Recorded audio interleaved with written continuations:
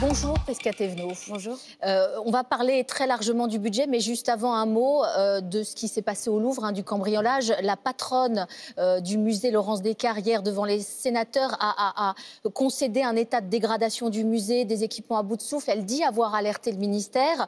Rachida Dati, elle affirme que le dispositif de sécurité s'est parfaitement déroulé. On se demande ce matin à qui la faute.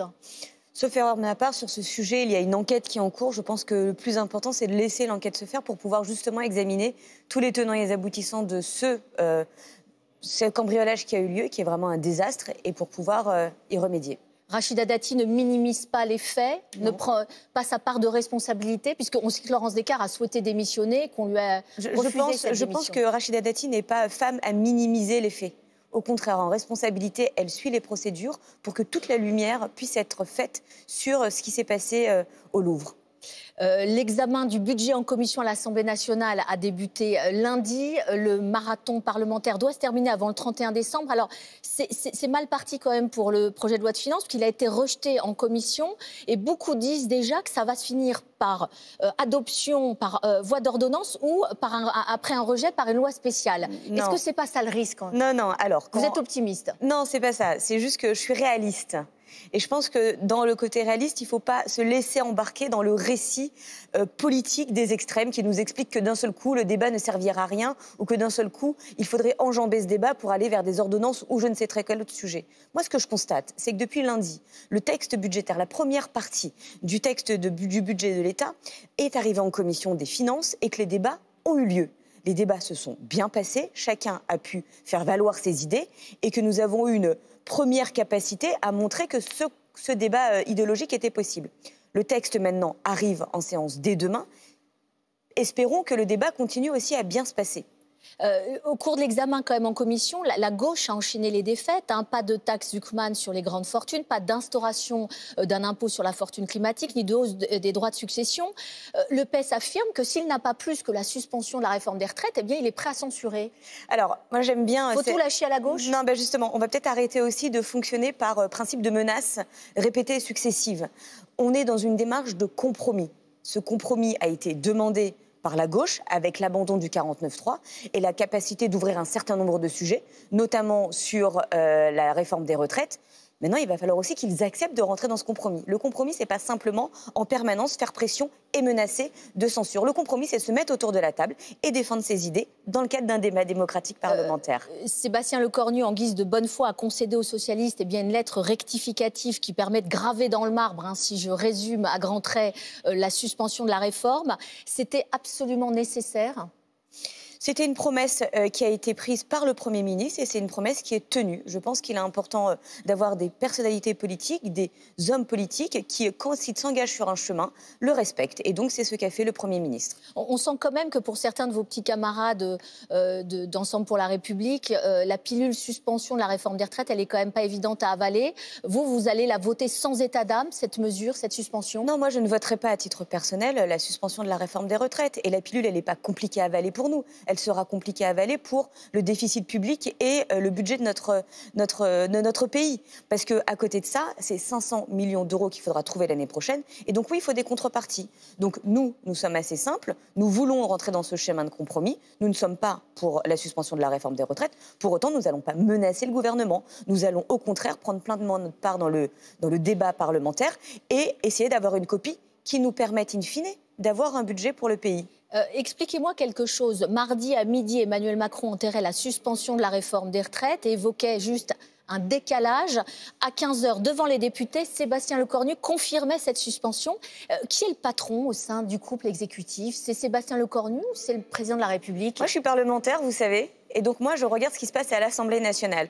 Sur les enjeux du couple exécutif, j'ai du mal à croire qu'il n'y ait pas de capacité à travailler ensemble. Au contraire, les deux hommes sont parfaitement alignés et je pense que nous le savons largement. Moi, ce qui m'importe aujourd'hui, ce n'est pas de commenter la petite phrase ou le petit sous-entendu des uns et des autres. Avouez que ça fait désordre. Non, ce qui fait désordre, non, je vous le dis honnêtement. Il y a un président de la République qui dit le contraire de son Premier ministre. Je ne suis pas d'accord. Ce qui fait désordre, c'est que là, nous sommes dans un moment délicat pour notre pays. Nous devons avoir un budget. Nous avons des forces d'opposition qui, certaines, arrivent à se mettre autour de la table pour travailler un compromis, d'autres pas. Et que je ne suis pas sûre que venir commenter la petite phrase des uns et des autres apporte quelque chose. Est-ce que c'est nous qui commentons ou est-ce que c'est Emmanuel Macron qui met sa petite pierre à l'édifice et qui surprend quand même? Je vais vous le dire, à ce moment-là, il ne faut pas inviter une députée. Moi, je ne suis pas là pour commenter les phrases des uns et des autres qui se passent en dehors de l'Assemblée nationale. Moi, je suis là pour relater ce qui se passe en ce moment à l'Assemblée nationale. Mais est-ce qu'il ne complique pas la tâche du Premier ministre Emmanuel Macron? Mais là, nous sommes sur un temps parlementaire. Le budget est arrivé à l'Assemblée nationale et les débats, moi, qui m'importent, les phrases, moi, qui m'importent, les échanges qui m'importent, ce sont ceux qui ont lieu en commission et en séance à partir de demain. Gabriel Attal, le patron des macronistes, si je résume à grands traits, il n'est pas tendre non plus vis-à-vis d'Emmanuel Macron. Vous êtes proche de Gabriel Attal. Dire « je ne comprends plus les décisions du président », dire « il veut garder la main », dire « il ne veut pas partager le pouvoir ». Est-ce que c'est bien de dire ça quand on a été nommé Premier ministre par Emmanuel Macron? Attendez, on va être très simple. Je pense qu'on confond loyauté et lucidité. Gabriel Attal est un homme loyal. Il sait d'où il vient, il sait avec qui on s'est construit au cours des dernières années et derniers mois, et on sait avec qui on va continuer à défendre nos ancres idéologiques. Maintenant, dire cela, est-ce que ça empêche d'avoir un discours de vérité en disant qu'on ne comprend pas toujours toutes les décisions ? Je ne vois pas de problème dessus. On ne peut pas reprocher aux politiques d'être complètement déconnectés et quand ils disent ce qu'ils entendent sur le terrain, leur reprocher de dire ce qu'ils sont sur le terrain. Je pense qu'une fois qu'on a dit ça, on peut confirmer aujourd'hui que celles et ceux qui sont à l'Assemblée nationale pour défendre les réformes que nous avons menées depuis 2017 avec le président de la République, c'est bien le groupe de Gabriel Attal. Donc il n'y a pas de défaut de loyauté de la part de son ancien Premier ministre Gabriel Attal? Absolument pas. C'est de la lucidité, on a le droit de dire les choses et justement, ça nous permet d'avancer d'autant plus fort ensemble. Deux dernières questions. L'une sur Nicolas Sarkozy. Deux policiers armés se relaient dans la cellule voisine de la sienne à la santé. Est-ce que c'était nécessaire pour assurer la sécurité d'un ancien président de la République? Je pense que la première nuit qu'a passée l'ancien président de la République justement à la santé montre que cette sécurité est nécessaire et essentielle. Il ne s'agit pas d'un traitement de faveur, il s'agit simplement et tout bonnement d'assurer la sécurité d'un détenu qui, vous le concéderez, n'est pas un détenu comme les autres. Ça vous a choqué, l'incarcération et puis cette première nuit dont vous parlez? Oui, c'est extrêmement choquant. C'est extrêmement choquant et pas à la hauteur. Donc nous avons besoin de renforcer effectivement la sécurité de Nicolas Sarkozy parce que il en va de sa sécurité tout simplement. Un tout dernier mot sur ce sommet parlementaire, ça va se passer vendredi, donc demain. C'est ça, sur la santé des jeunes filles et des femmes. Il y a encore des progrès à faire en France sur ce domaine-là? Merci d'en parler parce que c'est vrai qu'au cours des dernières semaines et des derniers mois, le débat médiatique sur ce que font les politiques tourne autour de deux mots, retraite et taxes. Et en réalité, il y a des travaux parlementaires qui continuent à exister, qui sont un peu du coup passés sous silence et qui se passent bien. Donc demain, effectivement, j'organise un colloque sur la santé des femmes avec un certain nombre de parlementaires francophones et nous allons adresser un certain nombre de sujets qui font consensus à l'Assemblée nationale française, avec notamment le sujet de la césarienne qui concerne un accouchement sur 5 aujourd'hui, ou alors le sujet des maladies cardiovasculaires qui sont quand même la première cause de mortalité des femmes. Sur la césarienne, quel est le problème ? Justement, vous savez qu'aujourd'hui, une naissance sur 5, c'est par césarienne.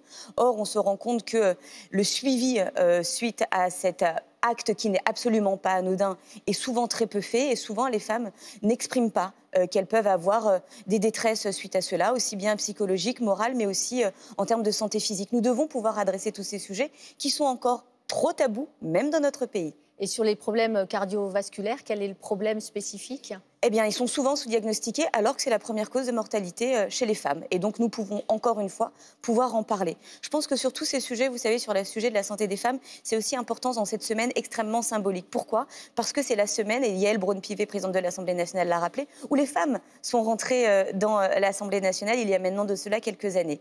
C'est bien de faire rentrer les femmes à l'Assemblée nationale. Encore faut-il qu'on puisse adresser leurs sujets dans le débat politique. Merci beaucoup, Prisca Thévenot. Bonne journée à vous. Merci à vous deux. C'était donc